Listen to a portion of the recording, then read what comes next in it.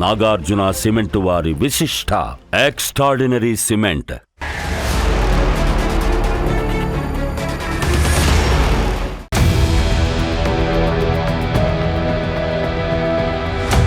శక్తిశాలి అయిన శత్రువుతో సంధి చేసుకోవాలి, బలహీనుడితో విరోధం పర్వాలేదు, కానీ సమాన బలవంతుడితో వ్యవహరించేటప్పుడు వ్యూహాత్మక మౌనం వీడకూడదు. ఆచార్య చాణక్యుడు తన అర్థశాస్త్రంలో బోధించిన సూత్రం నేడు పశ్చిమాసియా యుద్ధం వేళ అగ్రరాజ్యం అమెరికా పిలుపునిచ్చినా దాని మిత్రదేశాలు హ్యాండ్ ఇవ్వడం వెనుక అపర చాణక్యుడి ఆత్మరక్షణ సూత్రమే కనిపిస్తోంది. ఒకప్పుడు అమెరికా నీడలో నడిచిన ప్రపంచం నేడు తన సొంత ప్రయోజనాల కోసం భారత మార్గం వైపు చూస్తోంది. యుక్రెయిన్ నుంచి ఇరాన్ వరకు యుద్ధాల వల్ల కలిగే వినాశనాన్ని ముందే పసిగట్టి భావోద్వేగాలకు లోను కాకుండా జాతీయ ప్రయోజనాలే పరమావధి అని భారత్ చాటి చెప్పిన తీరు నేడు గ్లోబల్ స్టాండర్డ్గా మారుతోంది.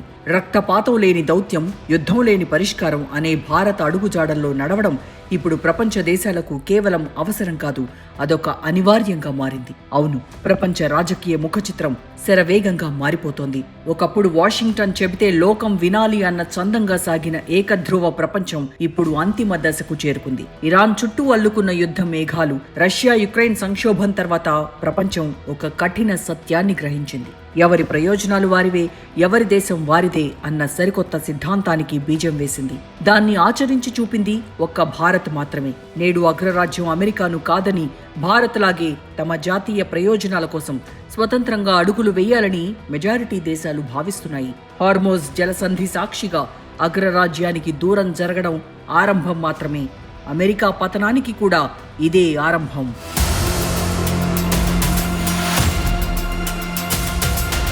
ప్రపంచ చరిత్రలో యుద్ధాలు కేవలం రక్తపాతాన్ని మాత్రమే మిగల్చవు, సరికొత్త భౌగోళిక రాజకీయ సమీకరణలకు పునాది వేస్తాయి. అమెరికా, ఇజ్రాయెల్, ఇరాన్ మధ్య జరుగుతున్న సుదీర్ఘ పోరాటం అటువంటి ఒక భారీ మార్పుకే నాంది పలికింది. ఇప్పటి వరకు అమెరికా బాటలో నడిచిన ప్రపంచం తాజా యుద్ధంతో రూటు మార్చేస్తోంది. అందుకు హార్మోజ్ వేదికైంది. అమెరికా, ఇజ్రాయెల్ భీకర దాడులతో ఊహించినట్టే ఇరాన్ హార్మోజ్ జలసంధిని అస్త్రంగా మలుచుకుంది. ఈ జలసంధికి తాళం వేసింది. సమీపంలోని ఫుజైరా టెర్మినల్ పై డ్రోన్లతో ఎక్కుపెట్టింది. ఈ పరిణామాన్ని తాను ముందే ఊహించానని ట్రంప్ పైకి చెబుతున్నప్పటికీ ఆ ఫలితం ఈ స్థాయిలో ఉంటుందని ఆయన అస్సలు ఊహించలేదు. అందుకే ఈ జలసంధి రక్షణ కోసం యుద్ధ నౌకలను పంపాలని అమెరికా అధ్యక్షుడు 7 దేశాలని కోరాడు. 5 ప్రధాన దేశాల పేర్లను ప్రస్తావించాడు. మధ్యప్రాచ్య చమురుపై ఎక్కువగా ఆధారపడే చైనా, బ్రిటన్, ఫ్రాన్స్, జపాన్, దక్షిణ కొరియా దేశాలకు ఆర్డర్ వేశాడు. కానీ ఆ దేశాలు ఈ ఆదేశాలను అనుసరించబోము అని తేల్చేశాయి. డొనాల్డ్ ట్రంప్ హెచ్చరించిన సైనిక సహకారం అందించడానికి నిరాకరించాయి. తమ రాజ్యాంగ పరిమితుల దృష్ట్యా యుద్ధ నౌకల్ని పంపే ప్రణాళిక లేదని జపాన్ స్పష్టం చేసింది. తమకు యుద్ధ నౌకలను పంపే ఉద్దేశం లేదని ఆస్ట్రేలియా ప్రకటించింది. అమెరికా అధ్యక్షుడి అభ్యర్థనను జర్మనీ, నార్వే దేశాలు నేరుగానే తిరస్కరించాయి. తమ నౌకలు కేవలం రక్షణాత్మక స్థితిలోనే ఉంటాయని, ప్రస్తుతానికి దాడుల్లో పాల్గొనబోమని ఫ్రాన్స్ తెలిపింది. మిత్రదేశాలే కాదు పోమన్నప్పుడు చైనా ఎలా అంగీకరిస్తుంది?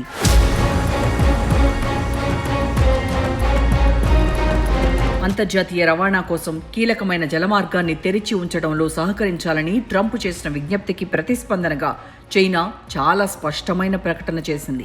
ముందు ఇరాన్పై అమెరికా, ఇజ్రాయెల్ సైనిక కార్యకలాపాలను వెంటనే నిలిపివేయాలని పిలుపునిచ్చింది. ప్రపంచ ఇంధన సరఫరాకు అత్యంత ప్రాముఖ్యమైన హార్మోజ్ చుట్టూ పెరుగుతున్న ఉద్రిక్తతలు అంతర్జాతీయ వాణిజ్యంపై తీవ్ర ప్రభావం చూపుతున్నాయని బీజింగ్ హెచ్చరించింది. ఈ ప్రాంతంలో ఏర్పడిన ఉద్రిక్త పరిస్థితులు అంతర్జాతీయ సరుకు రవాణా మార్గాలను మాత్రమే కాకుండా ప్రపంచ ఇంధన మార్కెట్లను కూడా ప్రభావితం చేస్తున్నాయని చైనా విదేశాంగ మంత్రిత్వ శాఖ ప్రతినిధి లిన్ జియాన్ గుర్తు చేశారు. ఈ నేపథ్యంలో అన్ని దేశాలు సైనిక చర్యలను తక్షణమే నిలిపివేసి పరిస్థితిని మరింత విషమం కాకుండా చూడాలని కోరారు. అదే సమయంలో చైనా ఏ అంతర్జాతీయ నావికా కూటమిలోనూ చేరబోదని బీజింగ్ స్పష్టం చేసింది. ఇక ట్రంప్ త్వరలో చైనా పర్యటనకు వెళ్లనున్న నేపథ్యంలో ఈ అంశం మరింత ప్రాధాన్యం సంతరించుకుంది. మార్చి చివరిలో బీజింగ్ పర్యటనకు ముందు చైనా స్పందనపై ఆధారపడి తన పర్యటనను వాయిదా వేసే అవకాశం ఉందని ట్రంప్ వ్యాఖ్యానించాడు. దీనిపై స్పందించిన లిన్ జియాన్ అమెరికా అధ్యక్షుడి పర్యటనపై బీజింగ్, వాషింగ్టన్ మధ్య చర్చలు కొనసాగుతున్నాయని తెలిపారు. దేశాధినేతల మధ్య దౌత్య సంబంధాలు 2 దేశాల మధ్య వ్యూహాత్మక సంబంధాలను ముందుకు తీసుకెళ్లడంలో కీలక పాత్ర పోషిస్తాయన్నారు. అంతే తప్ప ట్రంప్ తమ దేశ పర్యటనకు రాకపోతే ఎలా అని మదనపడలేదు. ఆ అవసరమూ చైనాకు లేదు.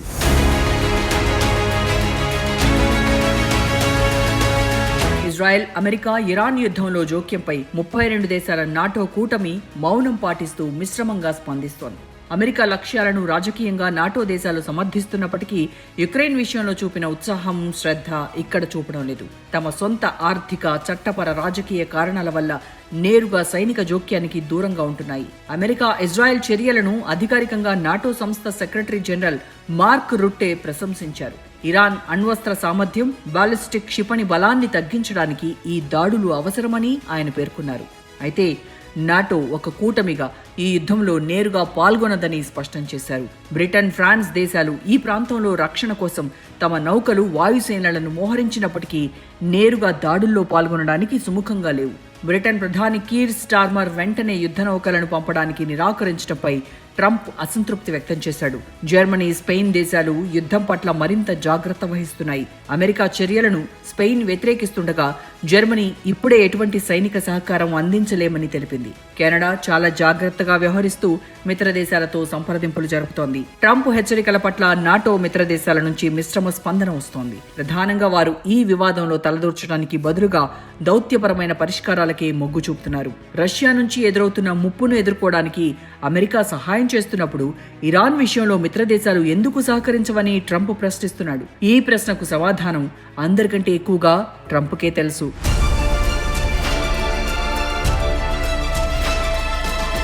గతంలో అమెరికా పిలుపునిస్తే చాలు మిత్రదేశాలు ఉరుకులు పరుగులు పెట్టేవి, జీ హుజూర్ అంటూ సెల్యూట్ చేసేవి. కానీ ఇప్పుడు అవి నో చెప్పడానికి అస్సలు మొహమాట పట్టడం లేదు. తమ సొంత నిర్ణయాలు తామే తీసుకుంటున్నాయి. ట్రంప్ నాటో కూటమికి భవిష్యత్తు ఉండదు వంటి హెచ్చరికలు జారీ చేస్తే మిత్రపక్షాలు బ్లాక్ మెయిలింగ్ గా భావిస్తున్నాయి తప్ప నాయకత్వంగా గుర్తించడం లేదు. క్లియర్గా చెప్పాలంటే రష్యా విషయంలో ఉన్న ఉమ్మడి శత్రువు భయం ఇరాన్ వ్యవహారంలో మిత్రదేశాలకు లేదు. అందుకే అవి ట్రంప్ మాటను పక్కన పెడుతున్నాయి. యూరప్ దేశాలకు రష్యా పక్కనే ఉంది. యుద్ధంలో రష్యా గెలిస్తే తమ మనుగడకే ప్రమాదమని ఆ దేశాలు భయపడ్డాయి. అందుకే యుక్రెయిన్కు సహాయం చేశాయి. కానీ హార్మోజ్ జలసంధి సమస్య మిడిల్ ఈస్ట్కు సంబంధించింది.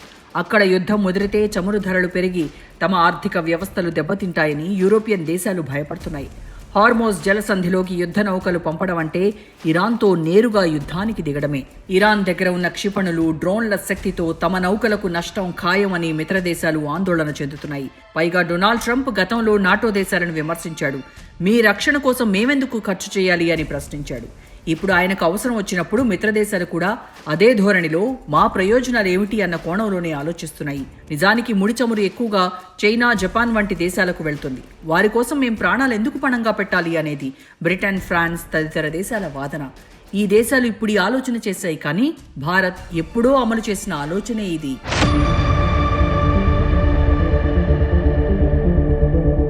2022లో యుక్రెయిన్ రష్యా యుద్ధం మొదలైనప్పుడు పాశ్చాత్య దేశాలు ఇండియాపై తీవ్ర ఒత్తిడి తెచ్చాయి.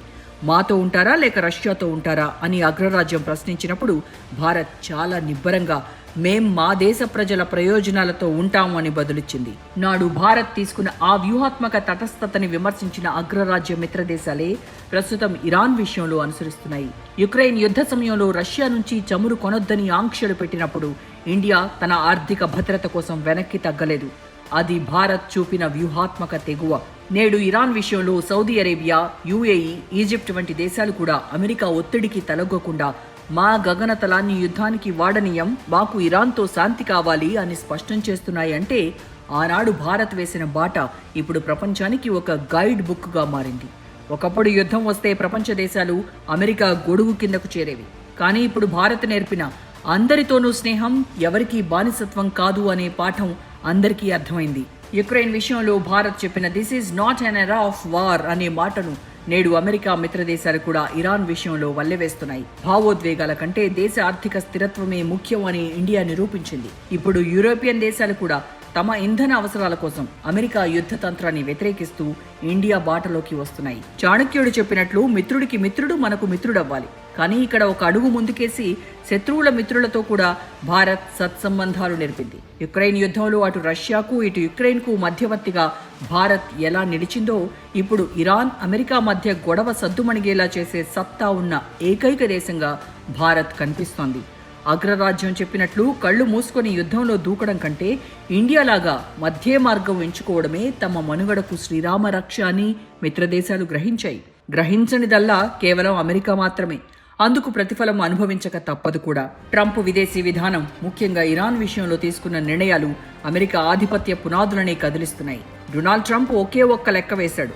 Iran supreme leader Ayatollah Ali ఖమేనీని అంతం చేస్తే ఆ దేశం భయంతో లొంగిపోతుందని, ఇస్లామిక్ విప్లవం ముగిసిపోతుందని భావించాడు. కానీ అక్కడ జరిగింది వేరు. ట్రంప్ దృష్టిలో ఇరాన్ అంటే కేవలం ఆంక్షలతో సతమతమయ్యే ఒక బలహీన దేశం. ఖమేనీ వంటి శక్తివంతమైన లీడర్ లేకపోతే ప్రజలు తిరగబడతారని, ప్రభుత్వం పేకమేడలా కూలిపోతుందని నమ్మాడు. అందుకే ఇరాన్పై దాడి విషయంలో అమెరికా అత్యంత దూకుడుగా వ్యవహరించింది. ఒక్క దెబ్బతో కథ ముగించేద్దాం అన్నది ట్రంప్ వ్యూహం. కానీ ఖమేనీని లక్ష్యంగా చేసుకున్న తర్వాత ఇరాన్ లొంగిపోవడం పక్కన పెడితే ఊహించని విధంగా మొండి ఘటంలా మారింది. ఐఆర్జీసీ వంటి సైనిక బలగాలు అమెరికాకు కొరకరాని కొయ్యగా మారాయి.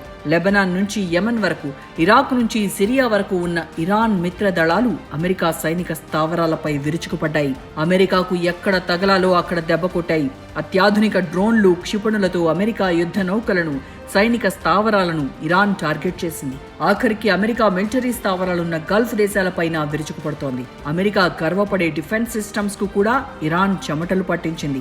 ట్రంప్ ఊహించినట్టుగా ఈ యుద్ధం కొన్ని రోజుల్లో ముగియలేదు. అది సుదీర్ఘంగా సాగడమే కాకుండా అమెరికా డాలర్లు వర్షంలా ఖర్చవుతుంటే ఇరాన్ మాత్రం తనకున్న కొద్దిపాటి వనరులతోనే అమెరికాను ముప్పతిప్పలు పెడుతోంది. తాజాగా ట్రంప్ కూడా ఈ నిజాన్ని అంగీకరించాడు. ఇరాన్ ప్రతీకార దాడులు తమను కూడా ఆశ్చర్యపరిచాయి అని ఒప్పుకున్నాడు.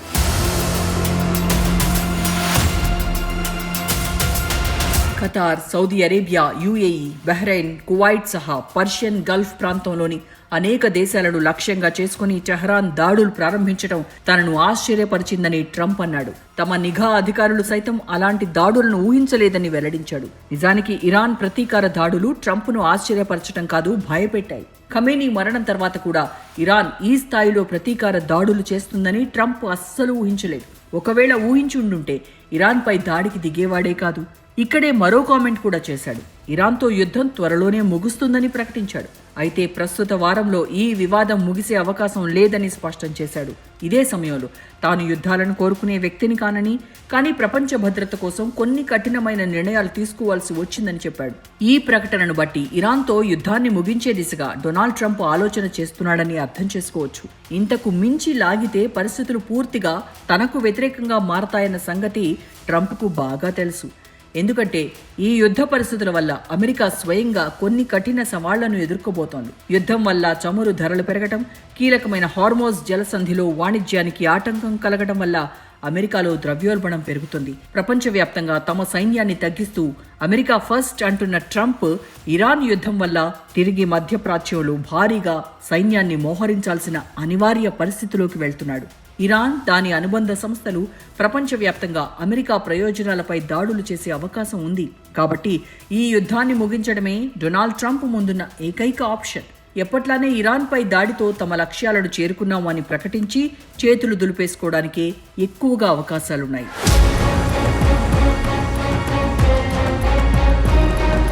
ట్రంప్ సిద్ధాంతం మేక్ అమెరికా గ్రేట్ అగైన్ అని చెబుతున్నప్పటికీ ఆచరణలో అది మిత్రదేశాలను దూరం చేస్తోంది. నాటో దేశాలపై రక్షణ నిధుల కోసం ఒత్తిడి తేవడం, యూరప్ దేశాలపై టారిఫ్స్ విధించడం వంటి చర్యలతో మిత్రదేశాలు అమెరికాను ఒక నమ్మదగ్గ భాగస్వామిగా చూడటం ఎప్పుడో మానేశాయి.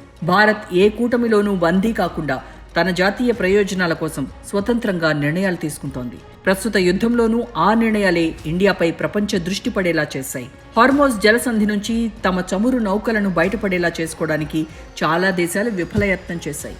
భారత్ మాత్రం విజయవంతంగా తన చమురు ట్యాంకర్లు హార్మోజ్ జలసంధి దాటేలా చేయగలిగింది. అది కూడా కేవలం తన దౌత్యంతోనే ఈ ఘనత సాధించింది.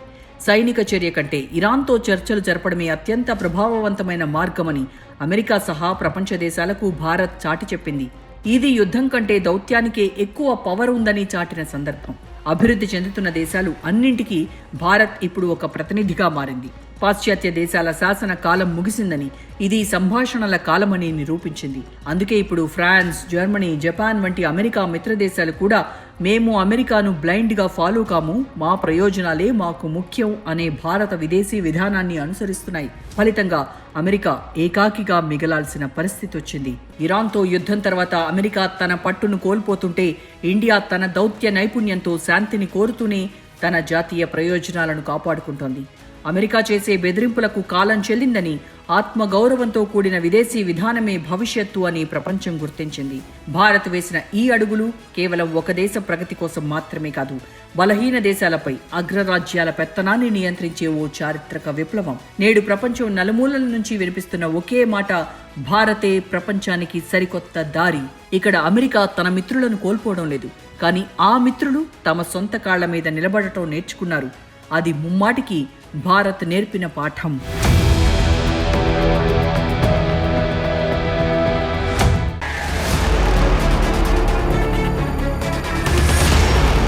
నాగార్జున సిమెంట్ వారి విశిష్ట ఎక్స్ట్రాడినరీ సిమెంట్.